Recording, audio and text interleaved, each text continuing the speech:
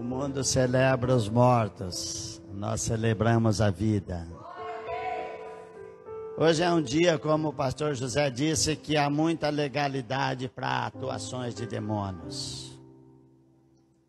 Mas aqui nesta região nós temos demarcado, orado, aleluia, e decretado que, aleluia, toda essa região dessa cidade de Cuiabá e também a região do Jardim Guanabara, Areião, é território do Senhor Jesus. E celebrar a morte acompanha um monte de situações que, aleluia, causa muito problemas para as pessoas. Porque é dia de remorso, é dia de tristeza, é dia de más lembranças, é dia de angústia, é dia de aflição. Mas hoje é dia de alegria. Alegrai-vos sempre no Senhor. Aleluia. Eu gostaria de ler com vocês no livro de Colossenses, capítulo número 3. Colossenses, capítulo número 3. Graças a Deus, diga graças a Deus. Aleluia, glória a Deus. Bendito é o nome do Senhor Jesus. Aqui no subtítulo desta mensagem está os deveres de um verdadeiro cristão. Diga, os deveres de um verdadeiro cristão. Mas eu gostaria de pôr um tema nessa mensagem, que é o do livro de Romanos, capítulo 12, 2. Transformai-vos pela renovação do vosso entendimento. Diga, transformai-vos pela renovação do vosso entendimento. Antes de acontecer algo aqui na terra, tem que ser liberado lá no céu. Nada vai acontecer aqui na terra se não for liberado lá no céu. Por isso a exortação da palavra diz assim: se vocês já ressuscitaram com Cristo, buscai as coisas que são lá de cima, onde Cristo está assentado à destra de Deus. Pensai nas coisas que são lá de cima, não nas que são daqui da terra. Porque já estáis mortos e a vossa vida está escondida com Cristo em Deus. Graças a Deus. Aleluia. Diga, eu estou vivo. Eu tenho a vida de Deus em mim. Glória a Deus pela vida de Deus na minha vida. Eu estava morto. Eu estava morto em pecado. O meu destino era pecar, morrer em pecado e ter a perdição eterna como recompensa disso. Mas um dia, Romanos 8:11, sabe o que diz Romanos 8:11? Se o mesmo Espírito que levantou dos mortos a Jesus habita em vós, este mesmo Espírito vivificará os vossos corpos, aleluia, pelo mesmo Espírito que levantou a Jesus dentre os mortos. Diga, eu tenho o Espírito Santo. O Espírito Santo é vida. O Espírito Santo gera a vida de Deus em mim. Eu tenho que entender isso. Eu não posso só ouvir isso. Diga, eu não posso só ouvir isso. Eu não posso só compreender isso. Qual é a diferença de compreender e entender? Vou te explicar, usando um exemplo bem simples. Quem tem um carro aqui? Você dirige o seu carro. Você vai em todos os lugares com o seu carro. Mas você não é um mecânico. então você não entende como funciona o seu carro. Você compreende que ele te leva em todo lugar, que ele é útil para você, que ele é bom para você, mas você não entende como ele funciona. Se ele parar de funcionar, você está na mão. Por que nós não entendemos? Porque nós não temos costume de ler manuais. Todo carro, quando você compra, vem com um. Toda ferramenta que você compra, objeto que você compra, vem com um. Ninguém faz isso. Ou você tem que ler o manual, ou tem que estudar mecânica.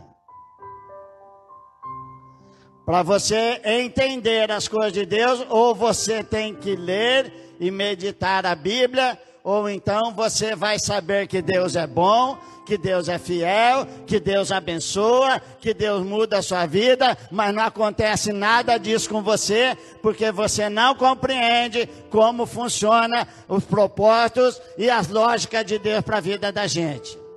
Deus quer uma vida super abençoada para nós.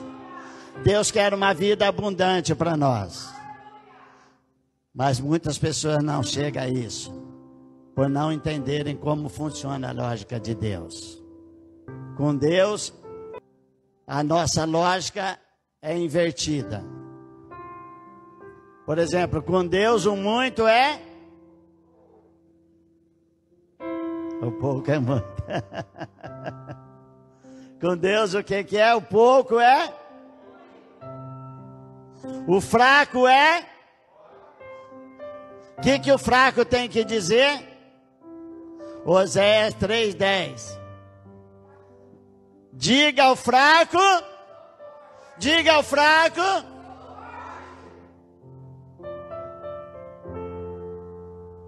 Vi falar de murmuração aqui, a pastora Lu. Quando você está cansado, você começa a falar, eu não aguento mais, eu estou cansado. Quando você está fraco, você começa a falar, eu estou fraco, eu não vou aguentar. É isso que o seu cérebro processa.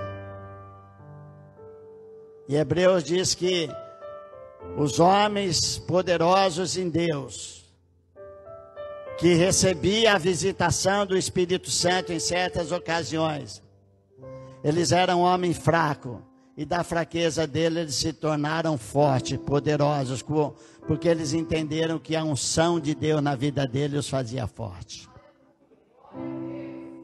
O humilhado é o pequeno é o glória. Agora sobrou para mim, Lu. Eu tenho que entender. Eu preciso entender. E eu tenho condições de entender. Porque a letra mata, mas o Espírito faz o quê?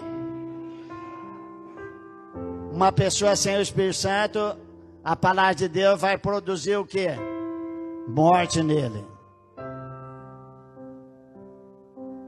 Mas uma pessoa cheia do Espírito Santo vai, a hora que ele lê a palavra, isso vai produzir vida, vai entrar nele, vai causar um reboliço na sua vida e vai transformar tudo na sua vida.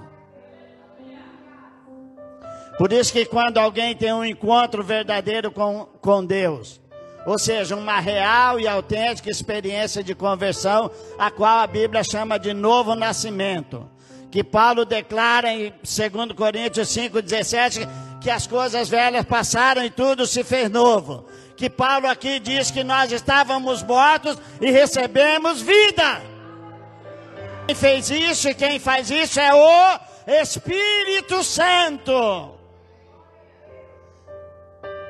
Que traduzindo é o poder de Deus.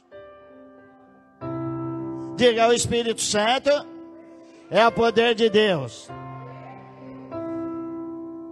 Atos 2:8. Mas recebereis poder. Diga poder. Fala poder. Diga, eu tenho poder. Eu não tenho poder como homem. Eu não tenho poder como pessoa humana. Eu não tenho poder como força. mas eu tenho poder e autoridade no mundo espiritual. E se o mundo espiritual é movido, tudo aqui na terra, aleluia, também será transformado. Por isso que uma pessoa vem para a igreja, aqui deve ter esses casos.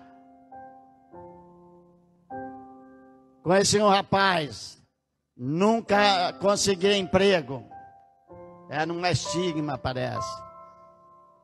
E veio para a igreja, foi o primeiro membro que eu tive aqui em Cuiabá.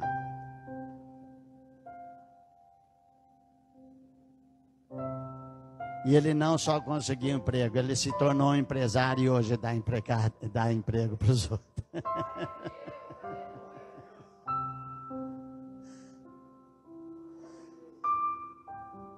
Ele, como morto, não conseguia emprego, estava atrás de emprego, era o que ele estava buscando. Mas o propósito de Deus é que ele fosse um empresário. Ele entendeu isso, entrou no propósito de Deus e cumpriu o plano de Deus na vida dele. Diga glória a Deus. Conheci uma moça, também foi uma dos primeiros membros da minha igreja aqui em Cuiabá. Ela veio de uma família totalmente destruída. Aquele tipo de pessoa que está amargurado e fala assim, eu nunca vou casar, por causa que não tem exemplo na família. Mas ela teve um encontro com Deus. Ela construiu uma família feliz, abençoada e próspera. E está casada até hoje para a honra e glória do Senhor Jesus. Por isso que fala, buscai as coisas lá de cima. As coisas começam lá em cima. O que você está buscando? Quando nós falamos de buscar, qual é o versículo que vem na sua mente? O versículo que nós ouvimos quase todo culto. Mateus, tem aí, Adriano? Tem ali? Não? Mas nós sabemos, fala assim, mas buscai em primeiro lugar o reino de Deus e a sua justiça. Não ouvi. Não ouvi. E as demais coisas vos serão acrescentadas. Quais as demais coisas?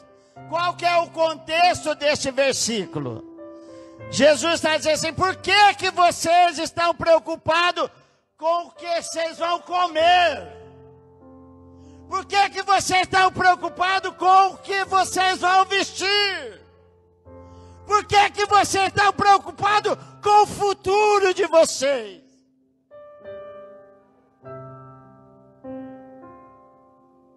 Não é para você estar buscando isso. Por que você está preocupado, aleluia, com as coisas aqui da terra? Inverte. Diga, tenho que inverter. Eu tenho que me preocupar com as coisas do céu. Primeiro Deus. Primeiro é Deus. O seu reino. O que significa o reino de Deus?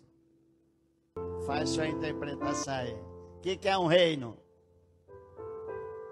Reino é um estado governado por um.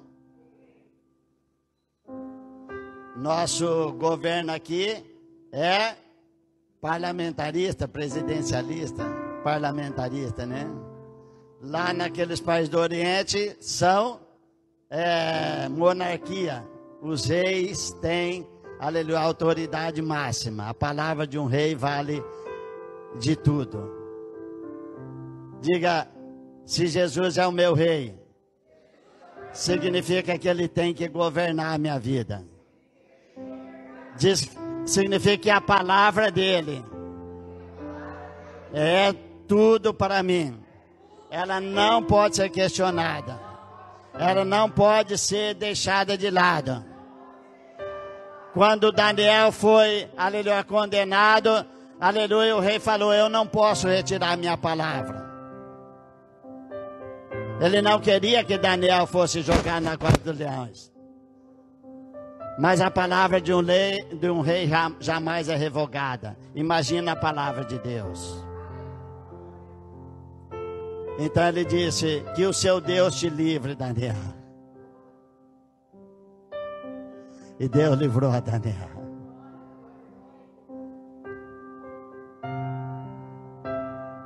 Então diga: buscar em primeiro lugar o reino de Deus é deixar que Deus governe a minha vida. É eu pegar a palavra de Deus e pôr em prática na minha vida. O que é a justiça de Deus? O que é justiça? Justiça é fazer o que é direito. Injustiça é fazer o que é errado. O ser humano não sabe o que é justiça. Ele sabe o que é injustiça. Mas nós sabemos o que é justiça. Nós sabemos o que é certo e errado. Diga: eu sei o que é certo e errado. Existe uma lei na Bíblia que vai julgar os que não ouviram a palavra de Deus. Chama a lei da consciência. Baseado no capítulo 7, versículo 27 de Mateus. Tudo que você quiser que os outros vos façam, façais vós primeiro. Essa é a lei da consciência. Se você acha que alguém te prejudicou, você deve não prejudicar ele se você não quer que uma pessoa te prejudique. Chama a lei da consciência. Quando nós falamos de buscar Deus, então, buscar em primeiro lugar o reino de Deus, a sua justiça, o direito de Deus sobre nós, é a justiça, e todas as outras coisas você serão acrescentar. Ou seja, você não vai viver mais aflito. Você não vai viver mais preocupado nem ansioso. Porque as coisas vão vir por acréscimo. Diga: as bênçãos de Deus vêm por acréscimo.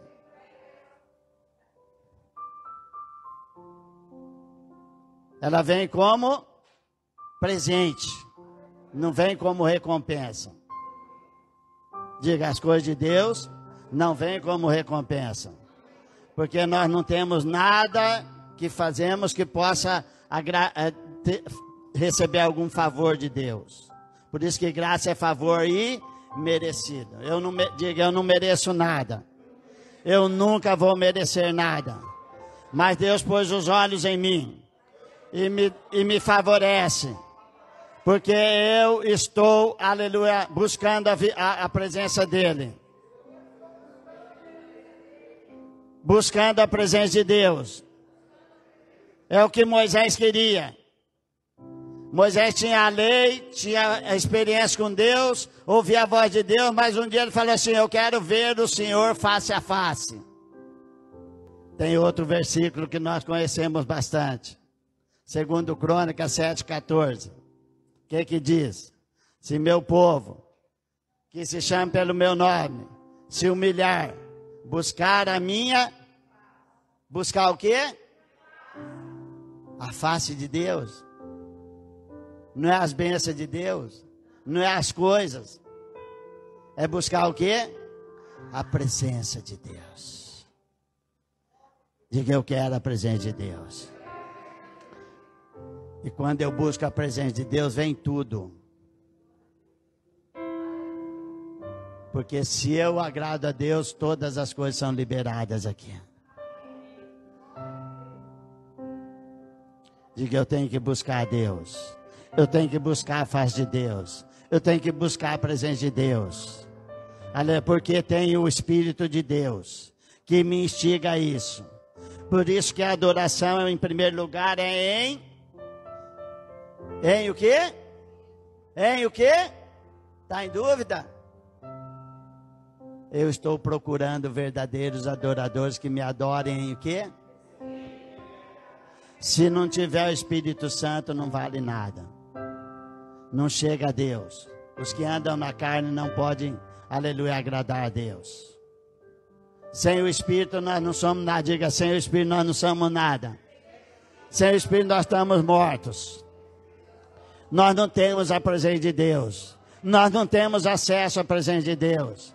Mas pelo Espírito Santo e pelo sangue de Jesus derramado lá na cruz, o véu foi rasgado. De cima para baixo. Diga, de cima para baixo. Não foi de baixo para cima. Foi Deus quem rasgou o céu. As bênçãos vêm de cima para baixo, não é de baixo para cima. Daqui você manda a adoração e de lá vem as bênçãos. Glória a Deus. Entendeu o que você está buscando? Pare de buscar as coisas aqui da terra. Pare de buscar. Busque a presença de Deus na sua vida. Qual a segunda coisa que diz aqui? Pensai nas coisas lá de cima. Estou resumindo. Longe. Diga pensar. Glória a Deus. Diga glória a Deus. Isaías 55:8 diga assim: os meus pensamentos não são os vossos pensamentos. Os meus pensamentos são mais altos do que os seus. Deus não pensa como eu penso. Então eu tenho que ter os pensamentos de Deus. Diga, eu tenho que ter os pensamentos de Deus. Deus não pensa como eu penso. Por isso que tem que haver uma mudança aqui no nosso entendimento. Por isso que o diabo não quer que você entenda os propósitos de Deus. Isso está lá em 2 Coríntios 4:4. O Deus deste século cega o entendimento da pessoa para que eles não creiam. E se não há crença, não há bênção. É simples assim. Então Deus pensa diferente. Eu tenho que ter os pensamentos de Jesus. Paulo disse isso em Filipenses 2:5.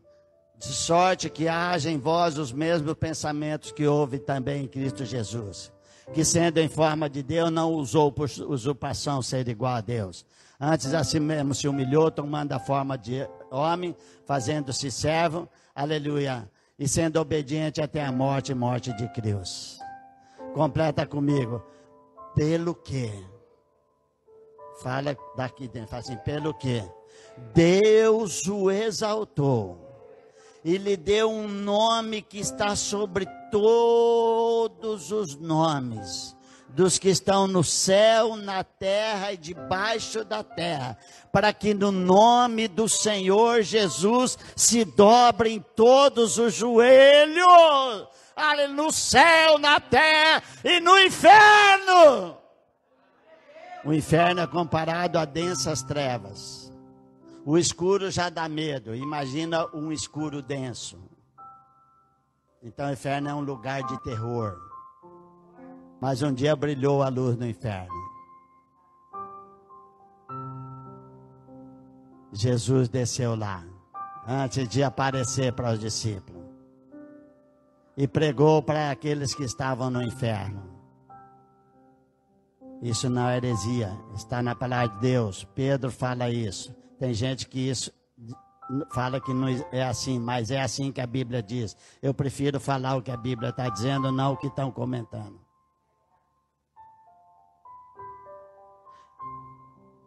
E pregou para aquelas almas que estavam no inferno. Deus é tão amoroso que até os que estavam no inferno teve uma oportunidade. A única oportunidade. E houve uma grande ressurreição, foi a primeira ressurreição. Diga, Deus é tão amoroso, que Ele deu a oportunidade para aqueles que haviam ido para o inferno antes dele morrer na cruz, fossem salvos. Os que creram e aceitaram Ele como Salvador foram salvos, glória a Deus. Como um tição tirado do fogo, diz Judas. Tição tirado do fogo. Sabe o que é um tição, né? Depois lê o livro de Judas, você vai ver essa expressão. Pensai nas coisas lá do alto. Aleluia. É pensar como Deus pensa. E isso muda totalmente a vida da gente. Você já ouviu falar da visão do Vale de Osso Seco? Quem que recebeu essa visão? Ezequiel. Onde que está escrito? Você sabe por que Deus deu essa visão a Ezequiel? Lê o versículo 8 de Ezequiel 37:8. O meu povo anda dizendo que os ossos deles se secaram. O meu povo anda dizendo que acabou a esperança dele. Abra aí, leia, pastor Fernanda. E meu povo anda dizendo que eles não têm mais futuro para eles. O que o povo de Deus dizia na Babilônia? Nós não vamos mais sobreviver, nós não temos mais esperança e nós não temos mais futuro. Sabe que Deus falou? Pode ler 37:11, 37:8, pastor. Vamos ver? Não, 11. O que significava aquele vale dos ossos secos? Esses ossos são o meu povo. Tem muita igreja vivendo essa situação. Porque ainda não entendeu o propósito de Deus para a igreja. Eles pensavam que tudo havia acabado para eles. Esse era o pensamento que eles tinham. Sabe qual que era o pensamento de Deus para ele? E já estava para acontecer? Eu vou fazer desse povo o exército mais poderoso da face da terra. Diga glória a Deus! Aleluia! Está entendendo? Está entendendo Deus? A lógica de Deus? Lembra quando Elias escondeu no Monte Horebe? Ele foi lá no Monte orar. Você já foi no Monte orar? Elias também foi lá no Monte Horebe, entrou numa caverna. Sabe o que ele estava pedindo para Deus? Você já orou pedindo a morte? Já? Então você está igualzinho ali. Você estava sem entender o plano de Deus. Você não tinha o pensamento de Deus. Por que ele estava pedindo a morte? Porque ele recebeu uma mensagem de morte. A mensagem de morte entrou no coração dele. Quem que deu uma mensagem de morte para ele? O que a Jezabel falou? Chama todos os mensageiros, vai atrás de Elias e fala para ele que amanhã eu vou trazer a cabeça dele aqui e expor publicamente. Elias tinha vencido 400 profetas de Baal, 400 profetas de Astarote. Tinha descido fogo do céu. Mas ele permitiu que deu legalidade para essa mensagem entrar no coração dele. E ele se escondeu na caverna. Cuidado com as mensagens de morte. É o que o diabo está fazendo hoje. Está lembrando as pessoas da morte. E está deprimindo um monte de gente. Está levando um monte de gente à loucura. Está levando um monte de gente a desespero. João também recebeu uma mensagem de morte. João Batista. Ele estava preso. De repente veio alguém e falou: a filha do rei pediu sua cabeça. E ele entrou em desespero. Chamou os discípulos. E disse assim: vai perguntar para Jesus se ele realmente é o Filho de Deus. Aquela mensagem entrou no coração dele. O que Jesus respondeu para ele? Que ele era verdadeiramente Filho de Deus. Jesus falou assim: volta lá e diga para João: os cegos veem, os surdos ouvem, os paralíticos se levantam e andam, os mortos ressuscitam. Aleluia. E a palavra está sendo pregada, o reino de Deus está próximo. Sabe o que Jesus falou para João? Concluindo, falou assim: olha os sinais, João. Olha os sinais, João. Olha os sinais, irmão. Olha os sinais, Fernando. Porque Deus se manifesta através de muitos sinais, prodígios e maravilha. E só não vê e não acredita quem não quer. Porque no coração de incrédulo não entra nenhuma semente de fé. Conforme diz, pode cortar minha cabeça, que depois que vocês cortarem minha cabeça, eu estou na presença do meu Pai. A presença de Deus era a coisa mais almejada. Assim que deve ser a presença de Deus para nós, a coisa mais almejada. Não é riqueza, prosperidade, sim, isso é bênção. Mas o que eu mais almejo é a tua presença. Alegre-se, porque o nome de vocês está escrito no céu. E Deus foi lá atender a oração de Elias, foi fazer uma visitinha para ele. Falou assim, sai dessa caverna aí, Elias, larga de ser moleque, fica choramingando aí.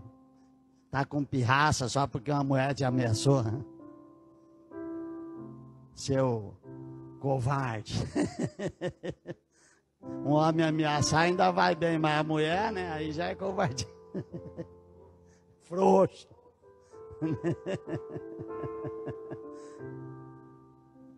Sabe o que Elias falou para Deus?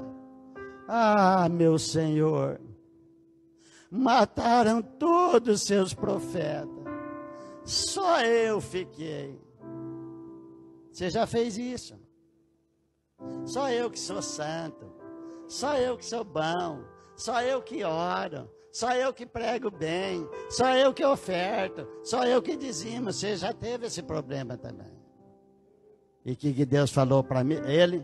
Eu reservei 7.000, não é 7 homens, 70, não é 700, 7.000 homens, muito mais fiel que você, Elias.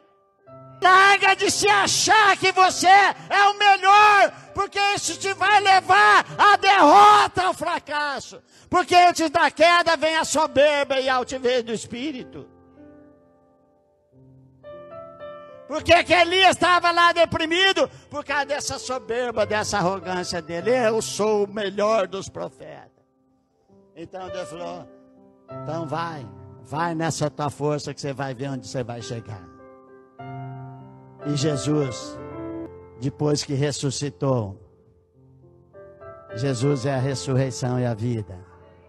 Jesus é a ressurreição e a vida. Para quem que ele disse isso?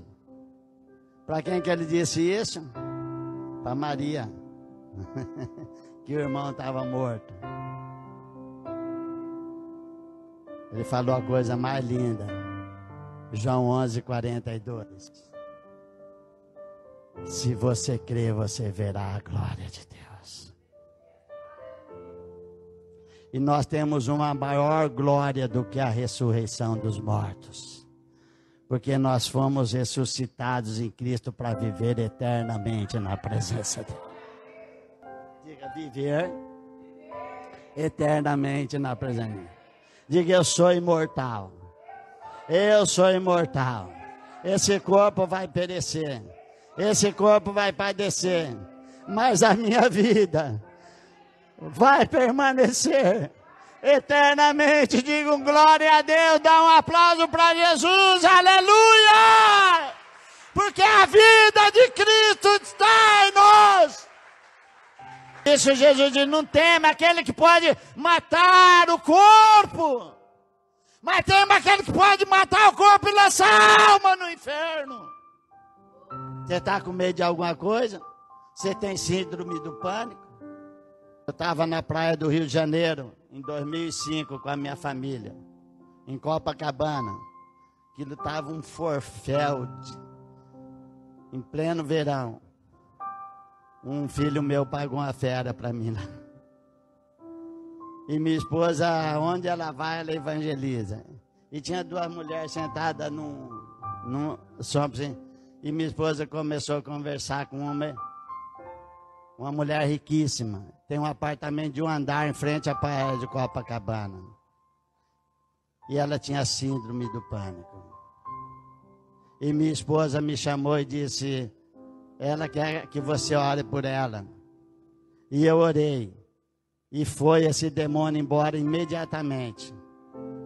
No outro dia à tarde, ela ligou para nós. E ela disse assim: pastor, eu quero que o senhor venha aqui no meu apartamento. Tem um monte de amiga minha com síndrome de pânico aqui. Eu quero que o senhor ore por todas, porque eu fui liberta ontem em nome de Jesus. E fui lá, só aquelas madame, tudo com síndrome de pânico. São demônios, diga, são demônios. Porque o medo não é coisa de Deus. Eu não te dei espírito de temor. Assim diz a palavra de Deus. Diga, Deus não deu o espírito de temor. Deus não me deu o espírito de medo. Se Ele não me deu, quem que te deu o espírito de medo? Como que é o espírito que Deus te deu? De poder, amor e equilíbrio, ou domínio próprio. Diga, poder. Poder. Poder de Deus. Esse é que está aqui. Amor. Você pode amar. Diga, eu posso amar.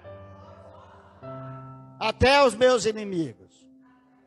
Se tiver o amor de Deus, até meus inimigos eu vou amar eles. E vou orar por eles. E Deus vai converter eles. Porque Paulo era o maior, Saulo de Tarso era o pior inimigo do povo de Deus.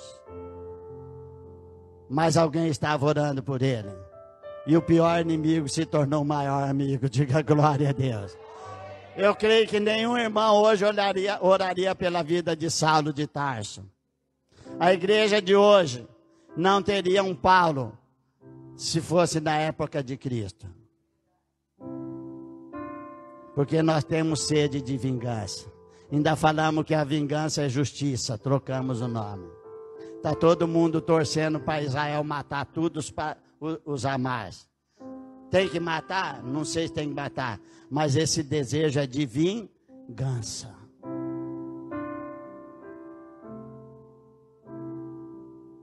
E é o que o diabo estimula na pessoa.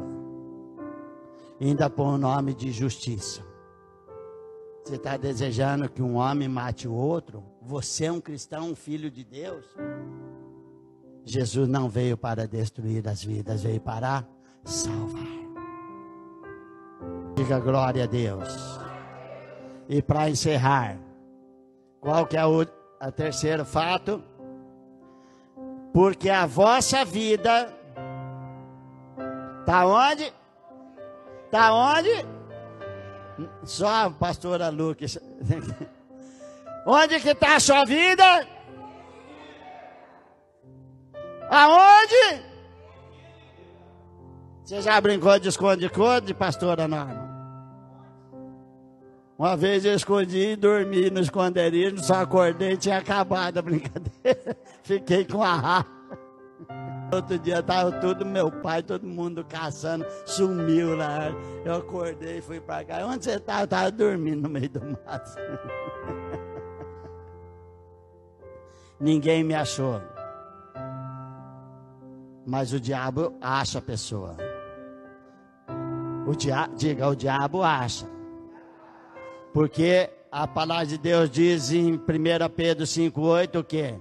Que o diabo é como um leão que anda ao derredor, fazendo o quê?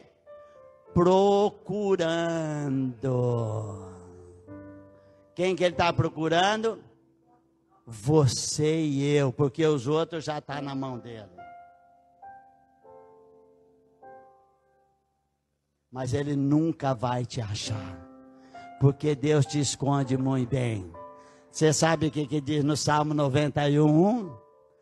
Então diga comigo, aquele que habita.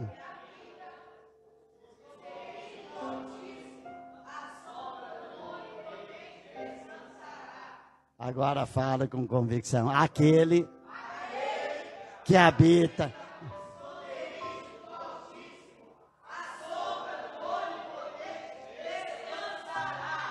Eu estou escondido em Deus. E o diabo vai cansar e morrer de me procurar, apesar que ele não morre porque é espírito, vai queimar eternamente no inferno. Mas se depender de mim, ele morre de procurar, porque Deus jamais vai permitir que ele toque na minha vida. Ah, pastor, o senhor está falando, não é eu, a palavra de Deus. Lá em 1 Pedro 3,8, aquele que é nascido de Deus, Deus o guarda e o maligno não lhe toca. Diga, o maligno não pode me tocar. E por que você anda com medo do diabo? Por que você anda com medo de macumba? Por que você anda com medo do agoreiro que falou a palavra de maldição para você? Por que você anda com medo da pessoa que é invejosa? Por que você anda com medo do olho gordo, semeando sal grosso na sua casa? Aqui não faz isso, na outra lá. Sabe por quê? Porque você não tem noção de que sua vida está escondida em Deus. Você acredita nessa palavra ou não acredita? Ou essa palavra é verdade,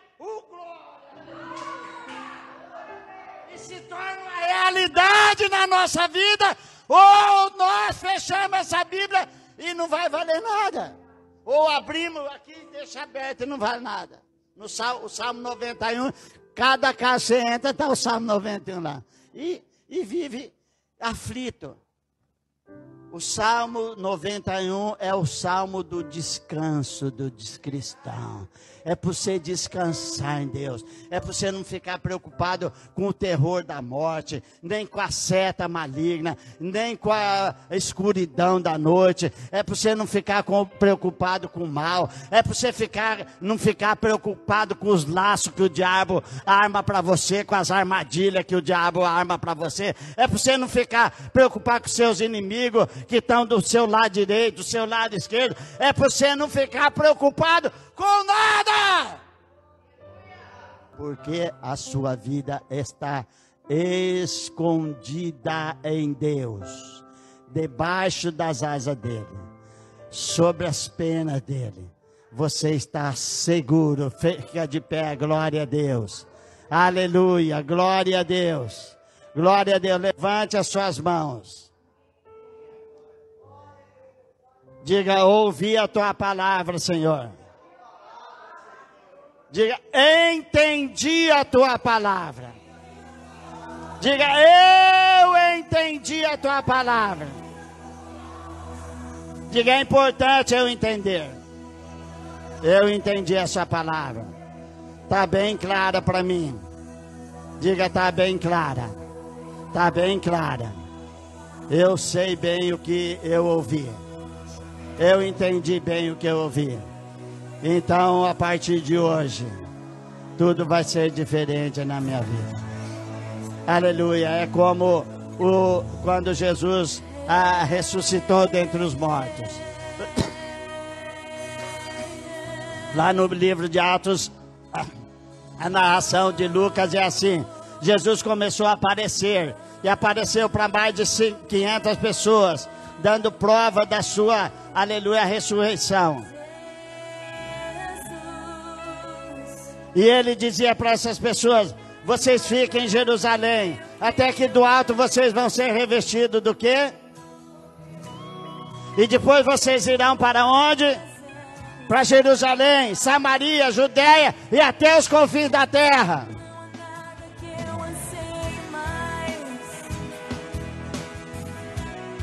E sabe o que os discípulos perguntaram para ele? Tinha mais ou menos 120 pessoas. Jesus começou o ministério com 12, depois juntou mais 70, depois veio uma multidão atrás da bênção, mas no dia de Pentecostes só tinha 120. Estamos chegando lá, diga, estamos chegando lá. Só que eles não tinham entendido ainda a missão de Cristo. Ele falou: será que é este tempo que o Senhor vai restaurar o reino de Israel? Jesus nem respondeu. Ele estava falando de um poder tão grande, do Espírito Santo que viria, batizaria eles, faria neles morada, ia revolucionar o mundo inteiro. E hoje há 2023 anos, aleluia, esse mesmo Espírito está fazendo uma revolução neste mundo. Aleluia, diga glória a Deus. Fica tranquilo que essa guerra, Jesus não vai voltar, nem o anticristo vai reinar. Aleluia, vai levantar uma igreja mais poderosa que nós já vimos na face dessa terra. Aleluia! Porque esse é o reino de Deus. Aleluia. O reino de Deus é como o fermento que a mulher põe numa massa e ela cresce, cresce, cresce, cresce, cresce. O reino de Deus é como uma semente de mostarda que ela cresce, que se torna a maior árvore do mundo e vem todas as aves se aninhar nela. Aleluia. Eu espero, diga eu espero. Um glorioso avivamento. Uma igreja gloriosa. A geração eleita vai fazer parte, aleluia, desse último avivamento. Toda a terra, aleluia, se encherá do conhecimento e da glória do Senhor. É isso que Deus tem em plano. Diga, toda a terra se encherá do conhecimento e da glória do Senhor, como as águas cobrem o mar. Aleluia!